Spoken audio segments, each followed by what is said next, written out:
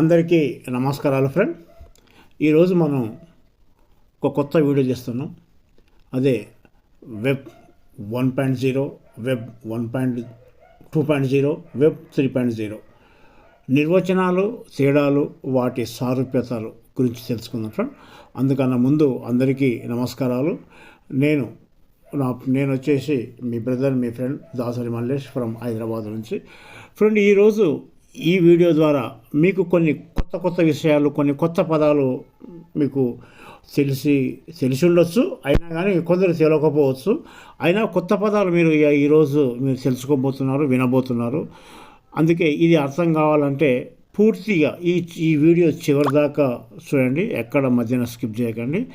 అర్థం కాకుంటే మళ్ళీ వినండి, ఎందుకంటే కొత్త పదాలు మీకు అర్థం కాదు, బోర్ అనిపిస్తుంది. అందుకని ఇది స్కిప్ చేద్దామనే ఆలోచన వస్తుంది. కానీ దయచేసి స్కిప్ చేయకండి, పూర్తిగా వినండి. ఇందులో కొత్త పదాలు ఏంటివంటే వెబ్ 1. వెబ్ అంటే ఏంది, 1 అంటే ఏంది. 1 అంటే తెలుసు, 2 అని. వెబ్ అంటే వెబ్ 1, వెబ్ 2, వెబ్ 3. అలాగే సెంట్రలైజ్డ్ అంటే కేంద్రీకరణ, డీసెంట్రలైజ్డ్ అంటే వికేంద్రీకరణ, అలాగే బ్లాక్ చైన్ టెక్నాలజీ, అలాగే ఏఐ, ఎంఎల్ లాంటి కొత్త పదాలు, కొత్త విషయాలు ఈరోజు మనం తెలుసుకుందాం ఫ్రెండ్. దీని గురించి పూర్తిగా మనం తెలుసుకుందాం. వెబ్ 1 అంటే ఏంటంటే ఇది చదవడానికి మాత్రమే స్టాటిక్గా పనిచేస్తుంటుంది. వెబ్ 2.0 అంటే ఇంటరాక్టివ్, చదవడం ప్లస్ రాయడానికి ఇది పనిచేస్తుంది. అంటే దీని గురించి ఇంకా వివరంగా పూర్తిగా తెలుసుకుందాం. వెబ్ 3.0 అంటే ఇది చదవడానికి, వ్రాయడానికి, విశ్వసనీయత ధృవీకరించడానికి ఇవి పనిచేస్తుంది. ఈ వెబ్ 1 అంటే ఏంది, వెబ్ 2 అంటే ఏంది, వెబ్ 3 అంటే ఏంది, ఇది ఏం పనిచేస్తుంది అనేది పూర్తి వివరాలు మనం ఈ వీడియో ద్వారా పూర్తిగా తెలుసుకుందాం. ఓకే ఫ్రెండ్, స్టాటిక్ వెబ్ అని కూడా పిలుస్తారు. వెబ్ 1.0 వరల్డ్ వైడ్ యొక్క మొదటి తరం. ఇది 1990ల ప్రారంభం నుండి 2000 వరకు ప్రారంభంగా ఉన్నది. ఆధిపత్యం చెలాయించింది. ఇది స్టాటిక్ రీడ్ ఓన్లీ వెబ్సైట్ల ద్వారా వర్గీకరించబడింది. ఇక్కడ వినియోగదారులు పరిమిత సంఖ్యలో సృష్టికర్తలు అందించిన కంటెంట్ను వినియోగించారు. ఈ యుగంలో ప్రాథమిక వన్-వే కమ్యూనికేషన్, పరిమిత ఇంటరాక్టివ్ మరియు సమాచారాన్ని అందించడానికి HTML మరియు HTTP వంటి ప్రోటోకాల్ ప్రాథమిక ఉపయోగాలు ఉన్నాయి. ఒకప్పుడు మనకు ఈ మనం గూగుల్లో కొట్టేటప్పుడు HTML, HTTP అనేది ఉంటుంటే ఆ గూగుల్లో కొట్టినప్పుడు. అందుకని ఇది వెబ్ 1 సెక్షన్లో, వెబ్ 1లో ఉన్నది. ఆ వెబ్ 1లో ఇవన్నీ ఉన్నాయి ఫ్రెండ్. వెబ్ 1.0 అంటే ఈ వెబ్బులు అంటే మామూలుగా ఇంతకుముందు ఒక 10-20 ఏళ్ళ తర్వాత 90లో 2000 సంవత్సరంలో ఇంటర్నెట్కి వెళ్ళి 1-2 గంటలు మనం నెట్ కిరాయికి తీసుకొని అక్కడ చూసుకునే వాళ్ళం. ఓన్లీ చదవనికి మాత్రమే అవకాశం ఉంటుండే. అది అందులో ఇది యాహూ అని, MS అని, /డాట్ అని, గూగుల్ అని, rediff.com అని, లైకోస్ అని, NFC అని, OAL అని ఇలాంటివి ఉంటుండే. ఈ విధంగా ఇంటర్నెట్ యొక్క ప్రారంభ దశలు చదవడానికి మాత్రమే ఇది అనుమతించబడినవి. చదవడానికి మాత్రమే పనికొస్తుండే ఆ వెబ్సైట్లు. అలాంటి వెబ్సైట్లు, అలాంటి పేజీలు అందులో ఉండే. ఓన్లీ చదవడానికి మాత్రమే ఆ రోజుల్లో వెబ్ 1 అనేది పనిచేసింది. ఆ రానున్న రోజుల్లో టెక్నాలజీ మారింది, అది వెబ్ 2గా వచ్చింది. ఇంకా వెబ్ 1 గురించి ఇంకా వివరంగా తెలుసుకుందాం. వెబ్ 1.0 యొక్క ముఖ్య లక్షణాలు.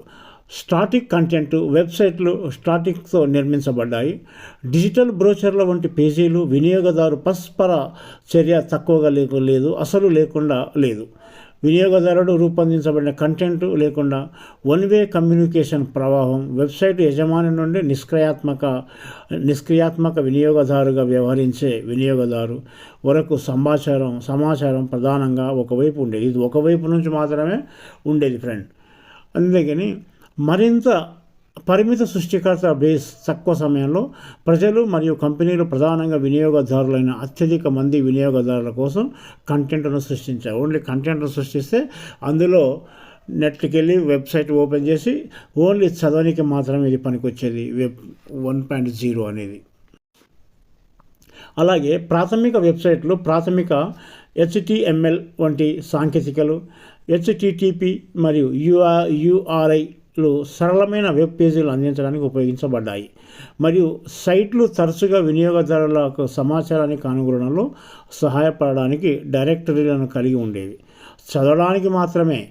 వెబ్ టీమ్ టర్నర్స్ ప్రకారం వరల్డ్ వైడ్ వెబ్ సృష్టికర్త లీ ప్రకారం ఇది చదవడానికి మాత్రమే. ఒక దశలో దీనిలో వినియోగదారులు వెబ్సైట్లతో సులభంగా సంభాషించలేరు లేదా వాటికి సహకరించలేరు. వెబ్ 1.0 ఉదాహరణలు కంపెనీలు కస్టమర్లకు సమాచారాన్ని అందించడానికి స్టాటిక్ వెబ్సైట్లను ఉపయోగించాయి. కంపెనీలు ఏదైతే ఉందో కస్టమర్లకు సమాచారం కోసం మాత్రం ఇది మొదట ఉపయోగించాయి. ఈ సమయంలో అమెజాన్ వంటి ప్రారంభ కామర్స్ సైట్లు కనిపించాయి. వ్యక్తిగత హోమ్ పేజీలు సాధారణంగా ఉండేవి, తరచుగా ఉచిత సేవలలో లేదా ఇంటర్నెట్ సర్వీస్ ప్రొవైడర్ల నుండి హోస్ట్ చేయబడతాయి.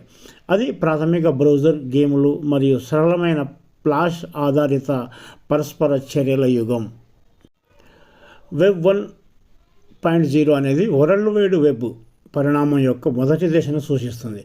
గతంలో వెబ్ 1.0లో కంటెంట్ సృష్టికర్తలు కొద్దిమంది మాత్రమే ఉండేవారు. కంటెంట్ వినియోగదారులలో అధిక శాతం మంది ఉన్నారు. వ్యక్తిగత వెబ్ పేజీలు సాధారణంగా ఉండేవి. ప్రధానంగా ఐఎస్పి రన్ వెబ్ సర్వీసులలో హోస్ట్ చేయబడిన స్టాటిక్ పేజీలు లేదా ఉచిత వెబ్సైట్లు సేవలు ఉండేవి. వెబ్ 2.0 ఇంటర్నెట్ మధ్య దశ అంటారు దీన్ని. చదవడం మరియు రాయడం ఆధారంగా ఇది వినియోగదారులు కంటెంట్ను రూపొందించడానికి మరియు సమాచారాన్ని మార్పిడి చేసుకోవడానికి అనుమతిస్తుంది. ఇక్కడ కంటెంట్ సృష్టించుకోవచ్చు. మనం ఇంతమంది సృష్టించిన కంటెంట్ను చదువుతుంటే వెబ్ 1లో ఇక్కడ కంటెంట్ను మనమే రూపొందించుకోవచ్చు. అలాగే సమాచారాన్ని కూడా మార్పిడి చేసుకోనికే అనుమతిస్తుంది ఈ వెబ్ 2 టెక్నాలజీ. ఈ వెబ్ 2 టెక్నాలజీకి వచ్చే వరకు అన్నీ వచ్చేసినాయి. ఫేస్బుక్, యాహూ అని, ట్విట్టర్ అని, అన్ని రకాలవి, గూగుల్ అని, అన్ని రకాలవి వెబ్ 2 టెక్నాలజీలో వచ్చేసినాయి వెబ్ 2.0 అనేది గతంలోని స్టాటిక్ వెబ్ నుండి దూరంగా వినియోగదారు సృష్టించిన కంటెంట్, ఇంటరాక్టివిటీ మరియు సహకారం ద్వారా వర్గీకరించబడిన వరల్డ్ వైడ్ యొక్క తరాన్ని సూచిస్తుంది. ఈ నమూనా మార్పు సోషల్ మీడియా, బ్లాగులు, వికీలు మరియు వీడియో షేరింగ్ సైట్లు వంటి ప్లాట్ఫామ్ల ద్వారా నడపబడుతుంది. ఇవి వినియోగదారులు ఫేస్బుక్, యూట్యూబ్ మరియు వికీపీడియా వంటి కంటెంట్ను సృష్టించడానికి, భాగస్వామ్యం చేయడానికి మరియు సంభాషించడానికి అనుమతించబడ్డాయి. ఈ పదాన్ని 2004లో టిమ్ ఓ'రైలీ మరియు డెల్ డౌగెర్జీ ప్రాచుర్యం పొందారు. ముఖ్య లక్షణాలు: వినియోగదారు రూపొందించిన కంటెంట్ దృష్టి మారుతుంది. స్టాటిక్ వెబ్ పేజీల నుండి డైనమిక్ యూజర్ కంట్రిబ్యూటెడ్ కంటెంట్ వరకు ఇంటరాక్టివిటీ వెబ్సైట్లు రూపొందించబడాయి. వినియోగదారులు మరియు ప్రచురణకర్తల మధ్య మరియు వినియోగదారుల మధ్య ద్విమార్గం కమ్యూనికేషన్ను ప్రోత్సహించండి. సహకారం: వెబ్ 2.0 ప్లాట్ఫామ్లు సులభతరం చేస్తాయి. వికీలు మరియు ఫోరంలు వంటి సాధనాల ద్వారా సామూహిక మేధస్సు మరియు సమాచార భాగస్వామ్యం, సోషల్ నెట్వర్కింగ్ ఒక ప్రధాన భాగం.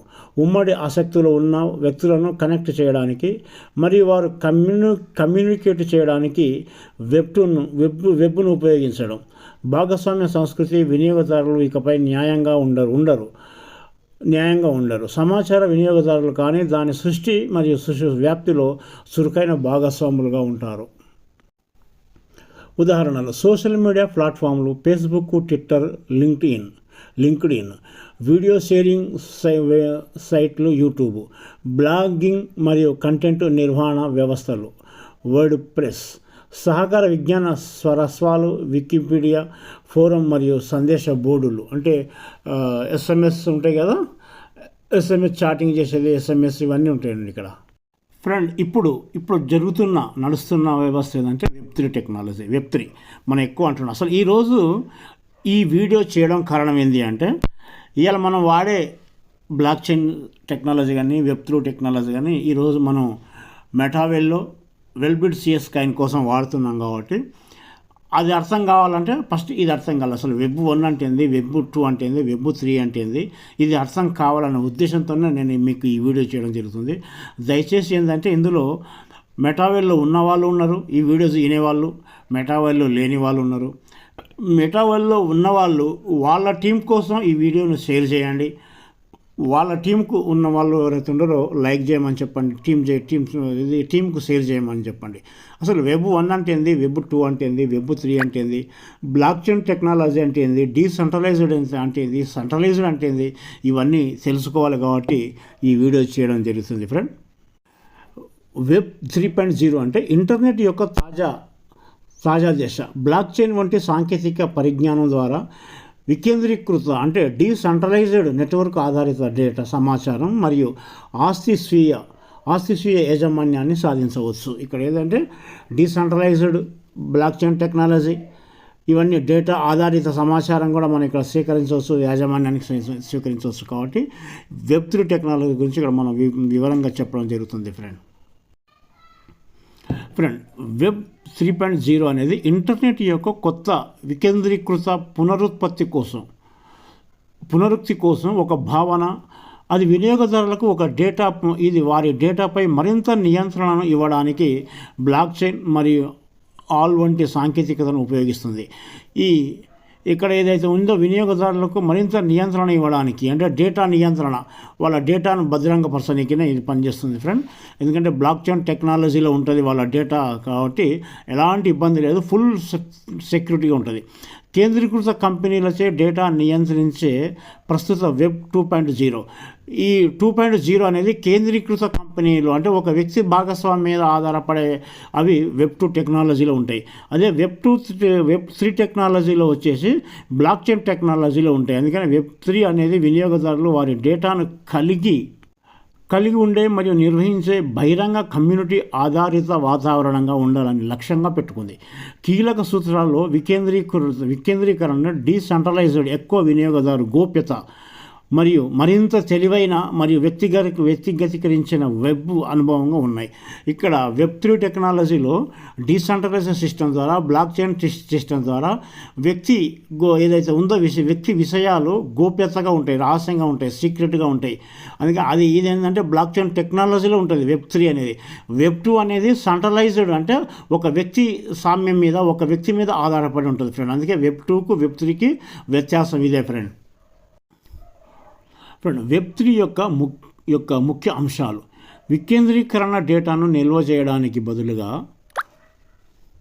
మరియు కొన్ని పెద్ద సంస్థలతో నియంత్రించబడే వెబ్ 3.0 అప్లికేషన్ను బ్లాక్ చైన్ లేదా పీర్ టు పీర్ నెట్వర్క్లపై నడుస్తాయి. కమ్యూనిటీకి నియంత్రణను ఇస్తాయి. కమ్యూనిటీకి అనేది ఒక నియంత్రణను అనేది ఇస్తుంది కమ్యూనిటీకి, టీముకు. బ్లాక్ చైన్ మరియు టోకనోమిక్స్. బ్లాక్ చైన్ సాంకేతికత వికేంద్రీకృత మరియు పారదర్శక ఇంటర్నెట్కు పునాదిని అందిస్తుంది. అయితే టోకనోమిక్స్ను ఈ కమ్యూనిటీ ఆధారిత ప్రాజెక్టులలో పాలన మరియు ప్రోత్సాహకాల కోసం ఉపయోగించబడుతుంది. ఇదంతా బ్లాక్ చైన్ టెక్నాలజీలో నడుస్తుంటుంది కాబట్టి వీళ్ళ భద్రత, వీళ్ళ గోప్యత, వీళ్ళ సీక్రెట్, వీళ్ళ రహస్యాలు, ప్రతిదీ గోప్యతగా ఉంటుంది. ప్రతి కమ్యూనిటీ ఒక టోకెన్స్ ఉంటుంది. ఈ కమ్యూనిటీలో ప్రాజెక్టులో పాలన కోసం, ప్రోత్సాహాలతో కోసం ఉపయోగించబడుతుంది ఫ్రెండ్. యూజర్ డేటా యాజమాన్యం యూజర్లకు ఎక్కువగా ఉంటుంది. వారి వ్యక్తిగత డేటాపై నియంత్రణ, డిజిటల్ గుర్తింపు మరియు యాక్సెస్ కీలకంగా ఉపయోగించబడే క్రిప్టో వ్యాలెట్ల వంటి సానుకూలం ద్వారా దానిని ఎవరు యాక్సెస్ చేయవచ్చో నిర్ణయించడం. అట్లాగే సిమాంటిక్ వెబ్సైట్ 3 దీనిపై దృష్టి పెడుతుంది. వికేంద్రీకరణతో పాటు విస్తృతమైన వెబ్ 3.0 భావనలో సెమాంటిక్ వెబ్ అనే ఒక ఆలోచన కూడా ఉంటుంది.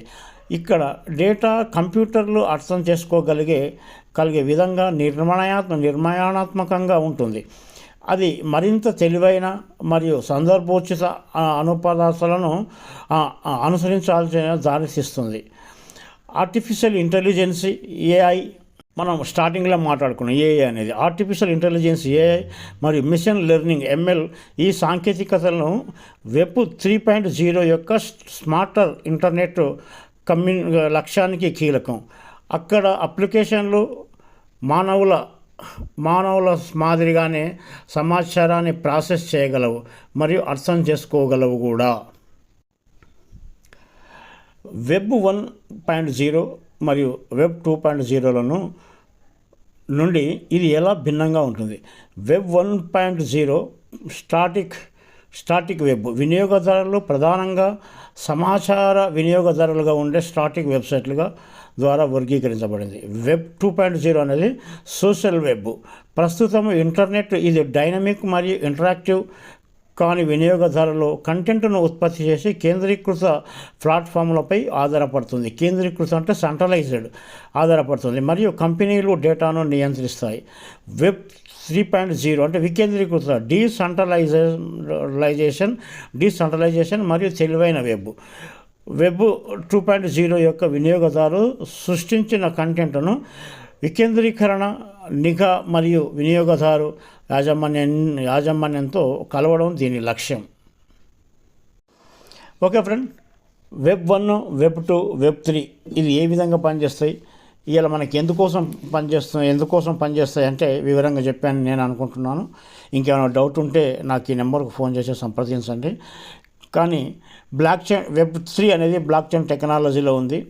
Decentralisation, blockchain technology. ఈ blockchain technology, decentralisation, web 3 technology ఏదైతే ఉన్నాయో ఇవి ఈరోజు మనం వాడుతున్న క్రిప్టో కరెన్సీ వ్యాలెట్లకు పనిచేస్తాయి. ఆ క్రిప్టో కరెన్సీ మనది ఏదైతే ఉందో వెల్బిడ్ సిఎస్ కాయిన్ దానికి పనిచేస్తుంది. కాబట్టి అసలు వెబ్ 1 అంటే ఏంది, వెబ్ 3 అంటే ఏంది, వెబ్ 2 అంటే ఏంది, బ్లాక్ చైన్ అంటే ఏంది, డీసెంట్రలైజేషన్ అంటే ఏంది, సెంట్రలైజేషన్ అంటే ఏంది, ఇవన్నీ తెలిసి ఉండాలి. కనీసం మినిమం పరిజ్ఞానం అనేది ఉండాలి. కాబట్టి మనతో మెటావెల్ అంటే నా టీమా ఎవరి టీమా అనేది అది పక్కన పెట్టి మెటావెల్ డిస్ట్రిబ్యూటర్లు ఎవరైతే ఉన్నారో వాళ్ళందరికీ ఈ వీడియోను షేర్ చేయండి. కొత్త వాళ్ళు కూడా షేర్ చేయండి. నా వీడియో నచ్చితే లైక్ చేయండి. Okay friends, thank you.